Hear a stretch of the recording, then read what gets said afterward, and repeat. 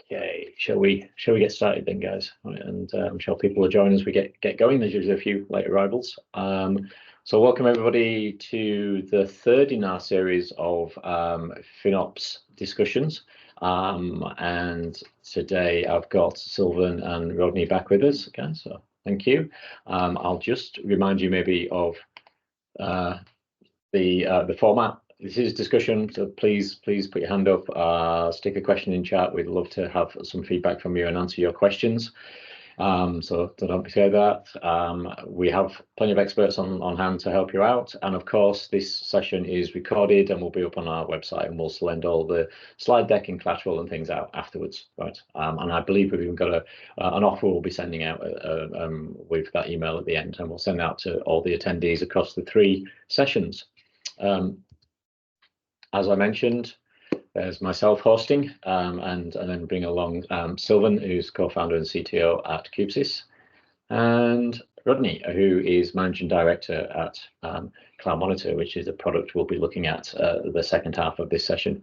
So today, what we thought we'd do to round out the 3-part series is really look how you go about getting started and implementing in that. And then Rodney's got some like real life scenarios for the second half of this discussion to sort of run you through how to get the best out of the product that he's brought to the market that really helps FinOps come to life, I think, in your organizations. But Sylvan, maybe we'll start with you. You really wanted to talk about how we get that FinOps established and talk about accountability and things, and you've highlighted quite a long phrase there for us to read, but do you want to sort of highlight why you brought that up and why we've got that on the slide? Yeah, look, I guess that's one of those fundamental pieces, and it's like how, again, we talk about that today a bunch of times, is like how to get started, right? And I think knowing who is doing what is always something that's good. So there's a bit of a long sentence there, but I think I like the definition. So this, by the way, is from a FinOps organization, right? There's a lot of good guidance frameworks and terminology and wording on there that we can use and make our own to build up our practice. And I think again that knowing, highlighting those gaps between the teams and making sure that we understand who does what in terms of as it relates to FinOps is important. So that's basically all we wanted to highlight on this slide, and then I think the next slide is going to be more interesting. Maybe just to reiterate that is like, obviously whenever we bring anything into a new discipline into our organization and operationalize that, it's so important to understand where that accountability is, right? And helping define that at the beginning, although sometimes maybe not that exciting a part to do, is so important for the success later. I saw you nodding your head there, Rodney. Is that something that you also emphasize? I was just going to add that in a discipline like this that is cross-functional, so we've got the business, we've got finance, we've got engineering, and everyone's got different ideas of what they want out of this. They've got different concerns, so it's even more difficult, and hence we need a framework that clearly defines the roles and responsibilities. So it would be easier if it was all in technology. We all speak the same language, but it's cross-functional. So hence this is even more important. Yeah, very important to get to set yourself up for success. So so when you got this accountability structure that you brought from one of our, where we help our clients set this up and discussion, do you want to sort of run through this slide for me? Right. Again, this is available on the FinOps website, and I think this is a good starting point if you look at your domains and then the capabilities and your accountability structure, right? So this is a classic RACI, and you can see. So, for example, if you look at established cloud cost control guardrails, right, the FinOps team has the accountability there, and so on. Maybe to emphasize the point that was made before, because it is cross-functional. There's obviously different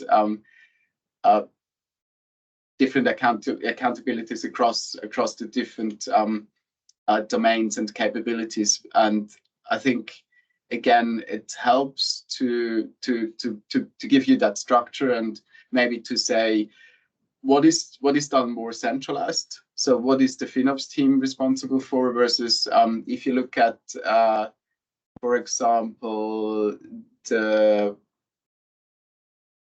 budgeting, the accountability is within the IT domains, or the and so on, right? So I think it's, or that workload level cost efficiency realization, quite a mouthful, but basically what that means is implementing things that the FinOps team, for example, highlighted, which is probably more centralized, to then going to the apps teams to say, hey, this, you can implement this because you've got the subject matter expertise and you understand the system, so you need to implement this, right? So I think it does quite a good job at setting the responsibility, and you can see then what are some of those tasks that get done on what level and from what teams. Well, maybe I wanted to emphasize, and it's very obvious because of the amount of accountabilities there, is that what we're advocating is defining a FinOps team, right? And they're obviously a team in most organizations, and certainly if you're at the beginning of adopting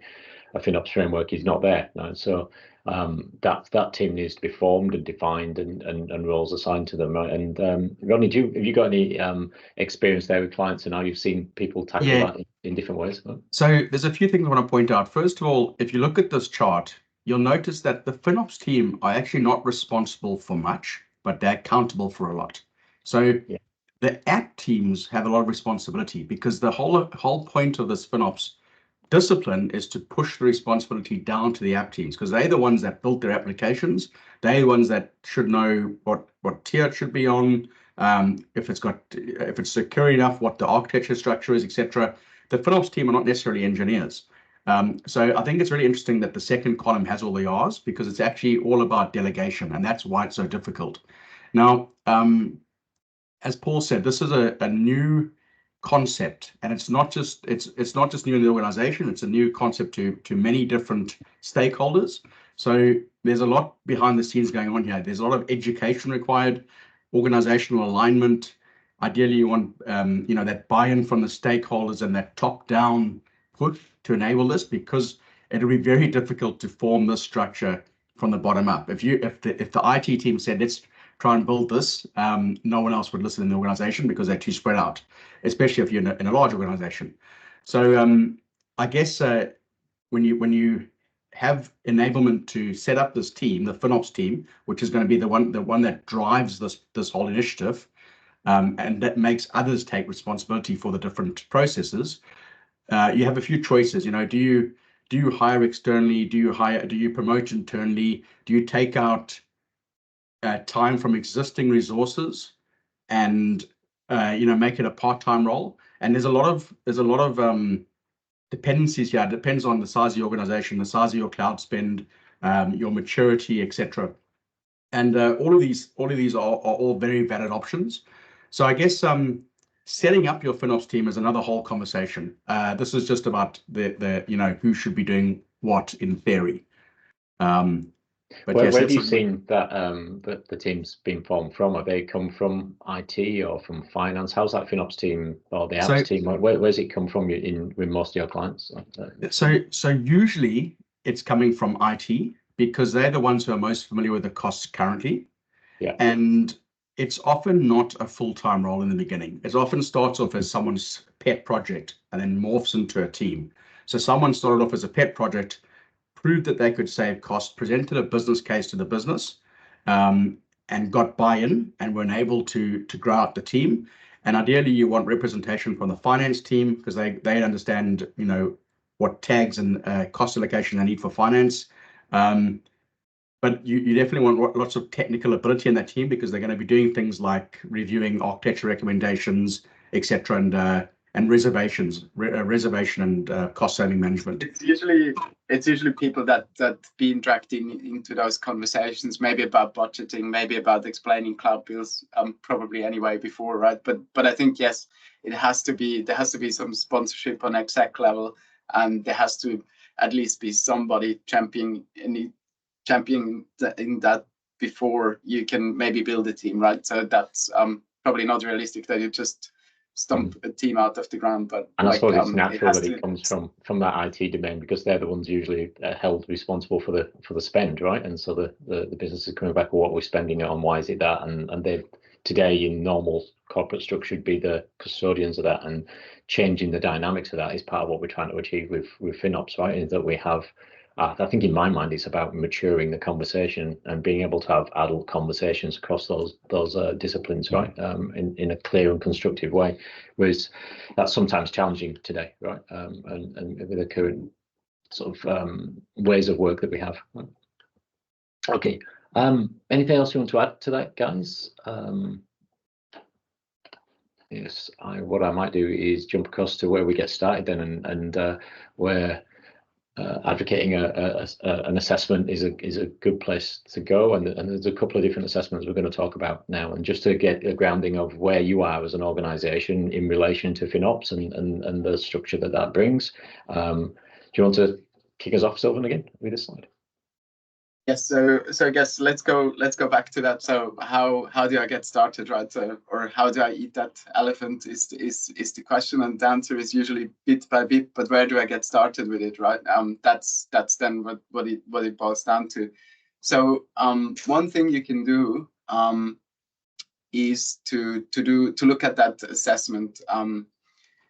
The assessment is valuable to probably highlight not only where you are, but also what you want to achieve. So basically what we talk about in the FinOps assessment is you pick the capabilities that you want to assess yourself, and what you want to achieve out of the framework capabilities. But it's also important to talk about those target groups and target scores, right? So you could start very small with your practice, and with that assessment will help you to do that. So you could say, I just want to focus on one application, or I want to focus on the whole organization as a target group, and then the target scope is like what you want to which disciplines you pick that you want to assess yourself, and you also have that target score where you say. The goal is not to mature in every in every capability at the same time, and maybe some capabilities you go like with the type of company we are and with our cloud spend, like we don't need to reach the top level of that. So you can be very sensible with where you want to be with that target state. When we look at the lenses, so what they do is like the assessment then goes into looking into those different lenses. Knowledge talks to the point of like how well are these capabilities understood in the company. The process assesses the process of how do I do things in that particular capability. Metrics is not actually the score of that, but it talks to can it be measured. Adoption is the adoption of the capability, and the automation then is about, obviously you don't want to do repetitive tasks, so if you can automate it, then you do. But this sort of explains the framework, but where it then gets interesting if you look at the different capabilities and do your assessment against the capabilities. I think yeah, go on, yeah. I just want to add that a lot of organizations, you have to prove that FinOps is going to return, have a return on investment. It's going to be met with a bit of doubt because it's so new to your execs, and it's going to be about proving your business case and saying, okay, we need this budget and this enablement of these resources to create a FinOps team because it's going to do this, and you have to kind of prove that to the execs to get further funding for this project. So I guess this is all about benchmarking the current state so that when you remeasure after a period of time, you can say this was the result of our work, and you have metrics to prove your capabilities. I guess the single most reason why you would do that is to sort of see where you're at, see where you want to go, identify what you want to do next, because that's the, so we see that on the next slide, right? That's the difficult bit, is like, where do I get started and where do I get the most value? So on this slide you see the measuring of the actual capabilities, right? So if you say cost allocation is important to me, or managing anomalies is important to me, or forecasting is important to me, then you, with those lenses we quickly went through, you then set the target score and you measure yourself in that, and you do that by reading the definition of let's say the score is 0 or 1 to 4. So you go like, so you read that definition, and then you get, it's very easy to judge then where you are, where you want to be based on that, right? And to Ronnie's point, that baselining is so important, because this is a sort of function in the business. If we don't have that benchmark and that baseline to then measure against, how do we prove that we've had an impact, right? Because it's very organic and operational, right? It's changing and moving all the time, and it should be, that's what it should be, but we need to be able to measure that and show back up to the business that this is a worthwhile exercise, right? Yeah, that benchmarking is super important. And there's also there's that 80-20 rule, where there's low-hanging fruit where you can really make rapid gains, whereas so moving from crawl to walk to run, moving from crawl to walk is a lot easier than moving from walk to run. So sometimes, depending on the size of your organization and your challenges and maturity, and have you got lots of on-prem versus PaaS versus IaaS, some of these might be easier than others. So this is all about understanding each of the domains and capabilities, and understanding what your strategy going to be based on your budget and timeline.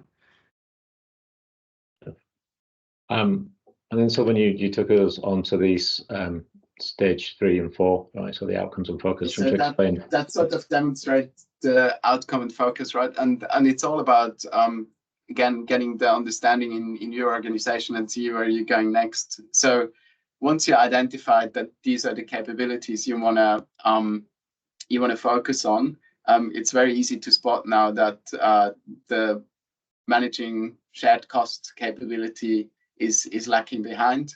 And that you may do a good job in cost allocation, right? Or that in managing anomalies, you're good with the automation, but you're not really good at measuring or having defined metrics to look at and things like that. So you can spot that very easily on this outcome, and then that drives the focus on where you want to spend your energy to then get to the next stage and mature in that model. And obviously we don't mature in those for maturity's sake. So again, you set a target score, you say where you want to be and what's important to your organization and what makes sense, right? And it's perfectly fine not to reach the top score. It's like what's adequate to your company and size and spend and industry and all that.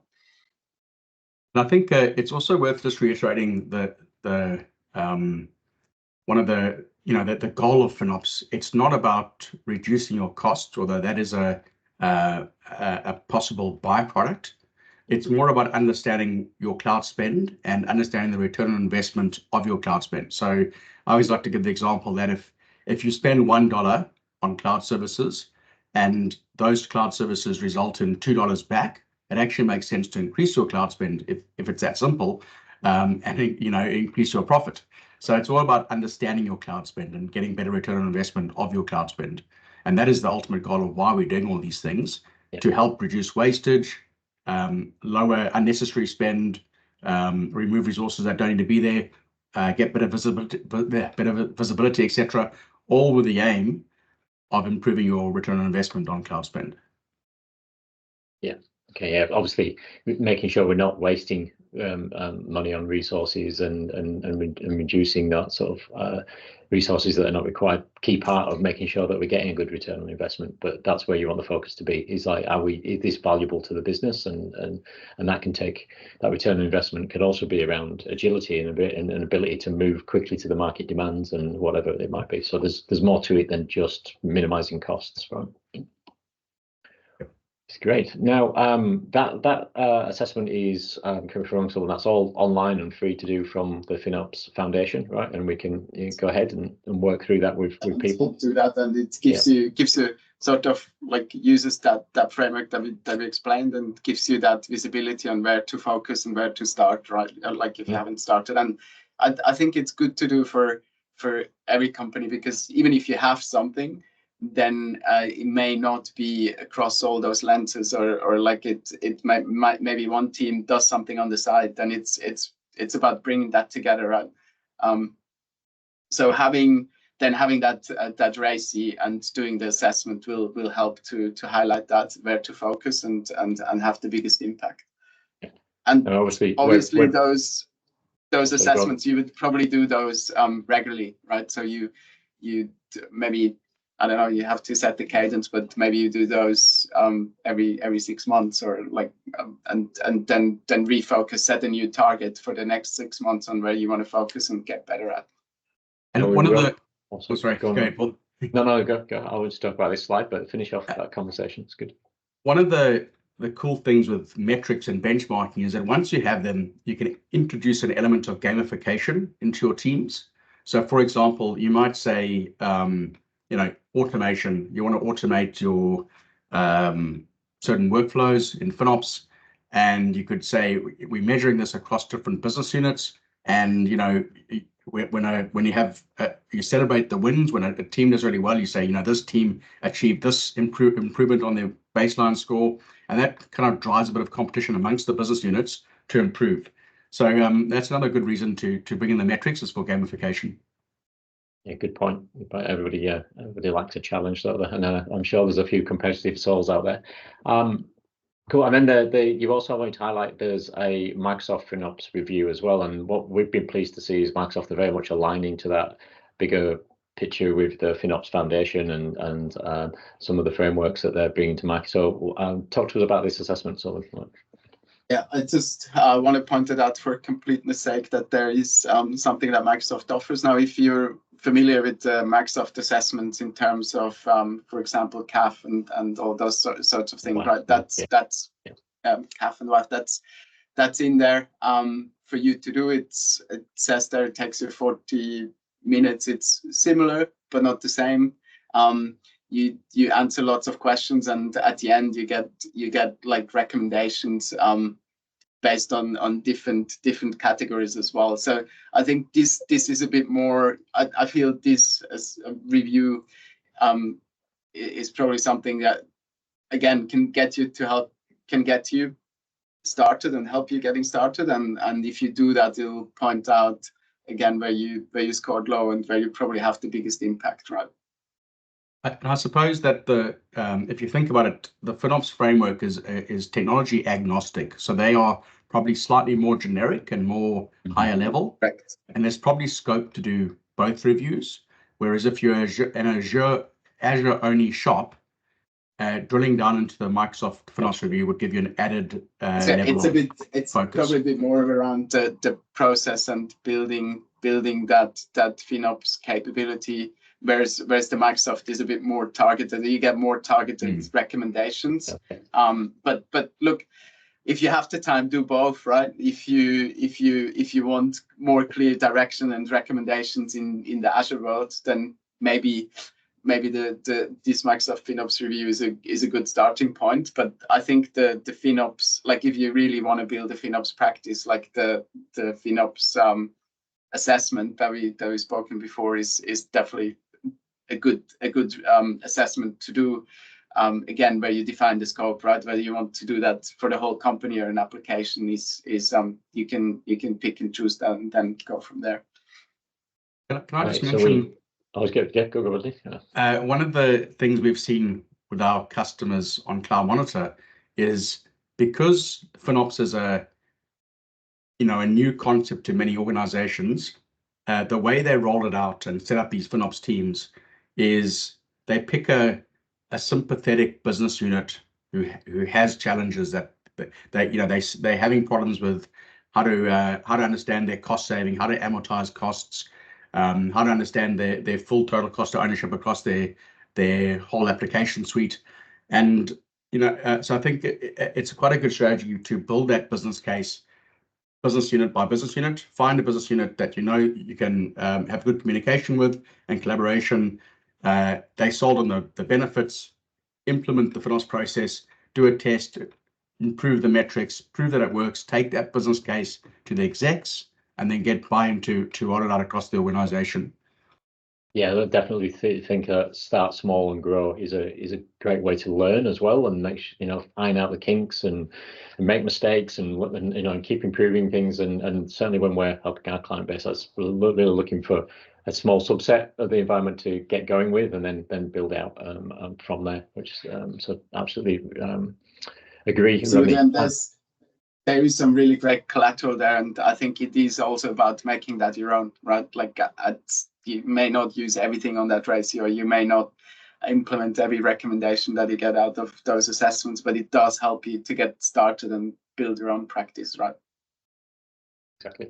Now, Cloud Monitor, we said we're going to dive into some scenarios and demos, so I'll let you steal the screen and get us started. And so what we want to do with the second half of this webinar was really try and bring real world experience to the table, and Rodney's going to run us through some scenarios and show how his tool, Cloud Monitor, helps to solve that and aligns with our FinOps foundation structure that we've all been talking about. So thanks, guys. Okay, so what I thought we'd do today is, as Paul said, we'd look at some common scenarios, because showing off features of the tool is not as useful as looking at what are the day-to-day tasks that people are faced with and how would you achieve it with the tool. So just a reminder, Cloud Monitor website, you go to platform, live demo, everything I'm showing today is available on the live demo. You'll see here we've got two different personas. We've got the IT engineer, who can see all business units and cost groups. And that's kind of the same as the execs, the CFOs would also see all business units. And then we've got a lower level role, which is the project manager or program manager or business unit owner, whatever suits your business. And they can only see their business unit. And if you remember, we have two different components. We have the Power BI reports, which is the FinOps dashboards, and we have the configuration and setup, which is the admin app. So we will log into both of these. I'm just going to open these now, and I'm going to log in as the IT person.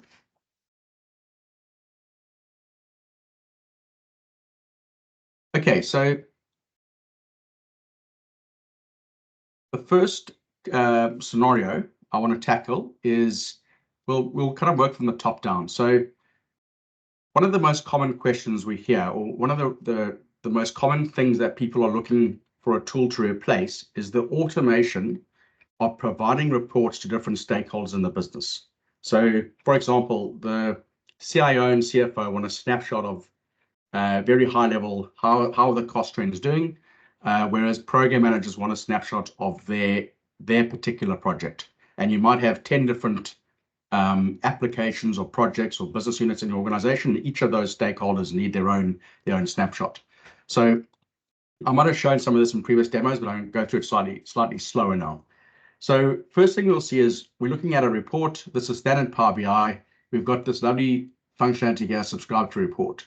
So the great thing about this is that when we configure this, it's going to remember our settings, which means that we can do things like this. We can filter on the business unit that we're interested in, or we can leave it open and filter on everything.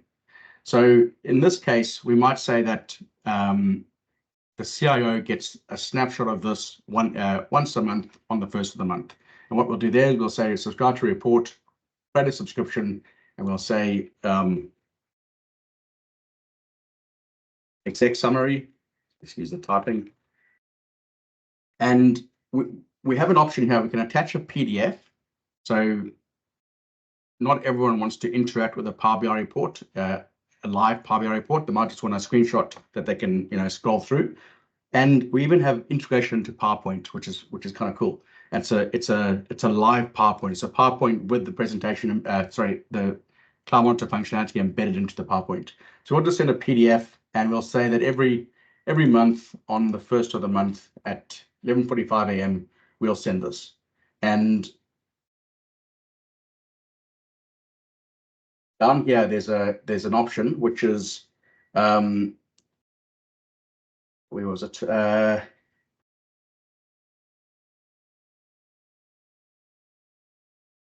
I haven't changed any filters. That's what hasn't given me the option. If I change a filter, it'll say, do you want to save the state of the filters? And we say yes, and we can save this. Now, there's a new feature coming out in Premium where you can actually subscribe people to this functionality behind the scenes. So you could loop through your list of emails and set this up programmatically so that on the first of the month, all your different users got a subscription automatically without you having to do this.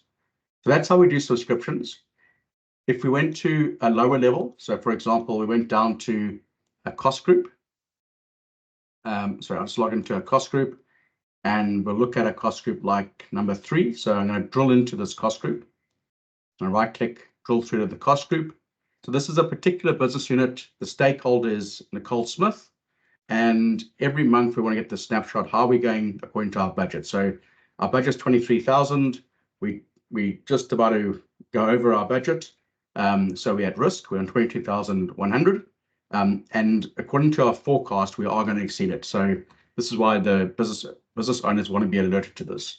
So here we can subscribe to the report and sorry, new subscription. We can say, cost group or business unit owner subscription. And the idea is that the users themselves can do this. So they have complete power to choose the subscriptions that they want.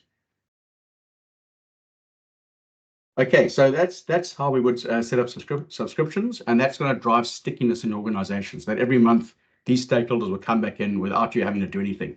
A lot of the time, IT were doing this function, and it was taking half a day to gather all the different business units, their technical resources, and generate those reports. So that's quite a time saver for IT. By the way, just please drop questions into the chat if you want to see something in particular or if something's not clear. Okay, so another question might be, for a particular project, a business unit owner wants to understand the cost of their dev environment versus their prod environment. Now, this is a new feature we've added in the last few weeks, so you might not have seen this before. Let's say we're looking at, let's go to the cost by X report, and we're looking at the set of costs for a particular cost group. So we could say, let's look at business unit 2, and these are my monthly costs. So I'm spending around 56,000 last month, currently spending 26,000. I can see my trends. I can show this by meter name, resource group, meter category, etc. I can show whatever different types of metrics. But mainly I want to understand, what are my costs of the dev environment inside of this resource group, sorry, this cost group versus the prod environment. So we have this feature now. We have these 2 tags, and these tags here are called favorite tags. I'm going to open up the admin app to show you how we select these, because these are dynamic. You can choose which are the 2 primary tags you want to filter on. So just jumping back to the admin app where we configure Cloud Monitor, logging in as the same user who's an administrator. So the warm up. We're going to go to the virtual tag settings, and we have our tags here, and you can see that little star there. Now we can change this. We can add whatever tag we like, and we can say, actually, I want this to be the favorite tag. And you can only have 2, but basically these are the tags, so created by an environment, that will appear on the top here. So you choose what's important to your business. So here, for example, I can say, okay, I want to see the dev environment. So it's 234 in March versus the prod environment, 822. Now, all of the pages have this capability. So each page kind of gives you different views on depending on what you're trying to get out of the report. In this particular report, it's more about how do you show your split per month broken up by different things. So for example, that spend, show me it by service category or meter name. Am I spending it on licensing? So these are licenses versus egress and ingress. So this report's all about understanding a cost split by different things. Okay, so that's how you would use the environment capability to show prod versus dev.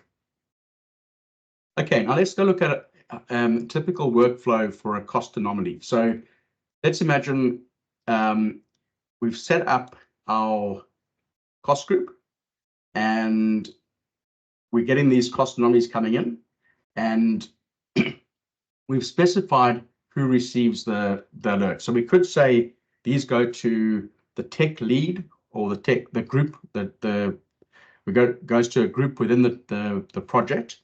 And James Taylor is our tech lead, and he's going to delegate that down to someone in the team to look at. So he kind of triages it and says, okay, this needs to be investigated, or actually this is a false positive, and we can ignore it. So, for example, in this case, this resource jumped from 135 to 251, which is $116 increase, 85%. And don't forget, you can configure the thresholds for both percentage and dollar or financial amount to change the sensitivity of these. If you're getting too many alerts or too many notifications, it can be too much noise and it will overwhelm you. So he can say, okay, I can dismiss this, and again, has to give a reason why it gets dismissed, or you could delegate this down to someone in his team. So if we go look at our members in our team, you can see we've added Jose and Nicole and Rodney. So he could say, actually, I'm going to send this down to Jose, and Jose needs to investigate why this happened. Okay, Jose will now get a Teams bot message and an email, and he'll get the message from myself who's logged in. He can then log into the reports. He would only see his business unit. So he'd only see application 2, and now he can go and explore that anomaly. So if we went to anomalies and was looking at application 2, he would see the same anomaly. I think it was this guy here, the $160 change. So he could get this and he could go, okay, I can click on this button, open it in Azure, and have a look at what's happened in Azure. There are some useful information. There's some useful information there. Or he could drill down into this resource, and he could see what it is. So he says, okay, this single resource, I can see it went up in February, and February is it's 29 days, so it was an abnormally short month. So there's definitely a higher average cost per day. It's a storage account. It's in Norway East. I can see that here as well. And I can see who created it and when they created it. So we go to the cost tab, and we can see what makes up this particular resource. So we can see that a lot of this is on hot GRS data stored. So it's geo-replicating data. And that's a business decision, as I mentioned last time, is do you need to replicate business data or not? If this is a dev environment, maybe you could change it to local redundant storage instead of geo-replicated. We can look at this particular month. So here's February. You can see that everything increased from 2.8 to 3, and this is the geo-replication, the data stored. This increased as well, which is the write operations, and even probably the read data stored. So it looks like there was just increased usage on the storage account, which is probably a pretty normal scenario. He could probably dig into why there was increased storage, but there was nothing that changed. No one turned something on or switched to a more expensive disk. It was just increased usage. Okay, so he'd have to go and find out why that happened, and that's kind of knowing who to talk to. And again, if that, for example, relates to how more users having used the system, you'd probably get a business benefit on the other side, right? So if somebody questions that you had more spend, if you can correlate that back to users, exactly. then there you can show your benefit, right? Yes, exactly. And one other point, maybe just on anomalies, like you've seen now how you can identify and look at anomalies, and you have a process around that. You have a tool that helps you to do that. I guess if you tie that back to the assessment where you had anomalies as one of the capabilities, right? I guess without that tool, it's like really hard to be good at that and build on that. So if you just take yourself back to there, then you can see that the tool can help you quickly mature in one particular area where that's probably important to you, like anomaly management, for example, right? Yes, that's very true. I guess there's a few key capabilities where a tool can accelerate you, that 80%. Things like budgeting and alerting, recommendations, cost anomalies, and they're the ones where you can make a big impact very quickly. So yeah, we've focused on, our roadmap was driven by what the customers wanted, which was the logical choices. So coming back to the conclusion of this flow, Jose would then come back in here and you would say, okay, this alert here was actually driven by cost went up as there was more usage. This was anticipated. Let's just assume that he found out that it was anticipated in Feb. So he's now taking accountability for that cost anomaly and he's dismissed it. That then gets audited over here. Now, let's say, for example, one of the other scenarios I have is that the program manager or the project manager for this business unit, number 2, application 2, they use Jira every day and they don't want to have another tool for managing their workflow. So as I mentioned last time, Cloud Monitor integrates with any system that supports a webhook.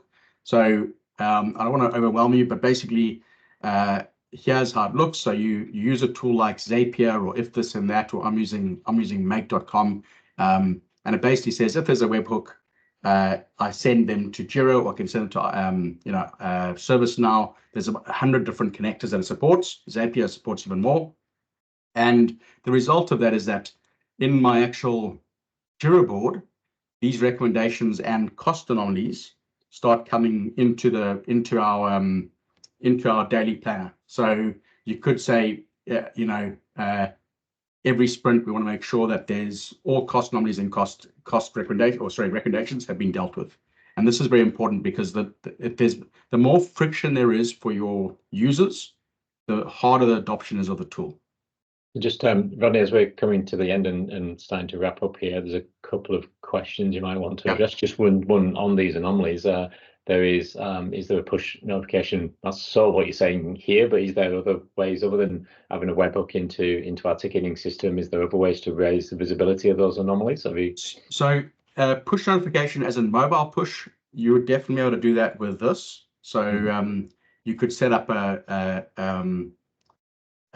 instead of an extra layer here to go to a mobile phone. I think there's quite a few services that take in a webhook and turn it into a push notification, like which is why you've got that webhook architecture to allow multiple paths for different clients, right? Exactly. We don't want to choose a particular provider. We just want to make it integrated with whatever you're using. So the answer is yes. And within Cloud Monitor, is there a report of all the anomalies, or you go through that as an owner? How do you be something that so you can just see them all, right? And then you can filter them per cost group or overall. Yes. And once Power BI refreshes, that one that I dismissed would go under dismissed and would disappear off the unread one. So we're kind of getting now. I know you have integration into Teams. Do you also do Slack? And that's another question that's come in. So we've had it on our roadmap for a long time, but what we've realized is that 90% of our Azure customers are using Teams. Having said that, you could quite easily use this functionality, the webhook functionality, to push into Slack. Into Slack as well, yeah. Yeah, if there was enough demand for it, we would build the Teams add-on. It's not. Well, maybe that'll help me get to the other question. Actually, it's a good segue there. And that was obviously you're very focused on Azure at the moment, but what's your roadmap for AWS and GCP? So we actually have a public roadmap. We're actually looking like we're going to bring in GCP costs sooner than AWS, and there's a very good reason for that. So we are using the Focus standard. I'll just put it on the chat. The Focus standard. I remember Focus, yes. Yeah, it's basically a single billing standard across all the clouds, and GCP have released their Focus version. So it means that we have the same schema in the back end. We bring in Azure costs, GCP costs, we change the front end, and we can show GCP costs really easily. AWS will release their Focus implementation in the next 6 months, and we will adopt it as soon as they do. So right now, Nilesh, it's Azure only, and by July it will be Azure and GCP, and I'd say by the end of the year, including AWS. So just your last question, how is Cloud Monitor pulling the cost management data to Power BI? So Cloud Monitor is a big data platform. So it installs from the marketplace into your Azure tenancy, and it's got a Synapse engine. There's a data lake. There's a whole lot of functions that are doing different things. And that's taking the data from the cost exports every day. And Power BI connects to that. Now, the running cost of that big data platform is around $50 a month. And I think we went into the architecture quite a lot in the last webinar, didn't we? So we'll we should get you to watch that video as well, because there's some more useful information in there as well, and how the application all comes together. It was in number 2, I think, out of our 3-part series. We went quite a lot, and you've got information online as well, haven't you, Rodney, on all yes. that? But yeah, happy to reach out to us. We'll be sending out forms and a follow-up email, so you can absolutely have a look at us, and we'll keep answering those questions. Yes. And viewing historical data, right? That's an interesting one, because you're pulling from the Microsoft APIs, right? So Microsoft, we can show as much data as Microsoft gives us. There's we've got systems with 5 years of data. There's a current bug in Microsoft's exports for Focus, which is 13 months, but they hope to fix that shortly. But yeah, it's any amount of data basically. Cool. Well, look, with that, we're over time, and so I'm going to wrap things up there. Thanks once again, Rodney. Awesome demo of your product, and I love the way that it aligns to our FinOps disciplines. Thanks, Sylvan, for the focus on the framework and getting started in a positive way. We'll also be sending out an offer in the email post this event. So our marketing team will be in touch with a recording of the video and more information, plus that offer for people who may be interested in getting started with Cloud Monitor and the FinOps journey. Thank you, guys. Thanks, Paul, Sylvan, and Rodney. And yeah, we should be sending out all the information to you, Nilesh, and I've sent you an email as well. Thanks, guys. Cheers. Thanks very much, everybody, for joining. Cheers. Bye. Cheers. Bye-bye.